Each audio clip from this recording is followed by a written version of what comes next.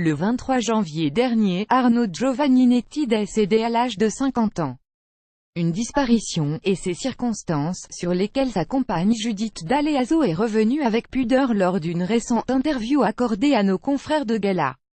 Après avoir parlé de leur rencontre inoubliable en marge d'un spectacle, de leur histoire d'amour pleine de tendresse et du jour où son cœur a lâché, et la comédienne a évoqué la traversée du désert de celui qu'elle aimait tant et la tristesse que pouvait engendrer chez lui le fait de ne plus entendre le téléphone sonner. Je sais que certains brandissent sa mort comme une sorte d'étendard de l'injustice de ce métier.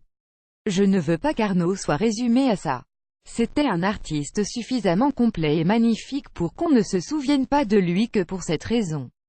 De plus, il a toujours gardé beaucoup de dignité vis-à-vis de ses difficultés, je me dois de garder la même, a-t-elle expliqué.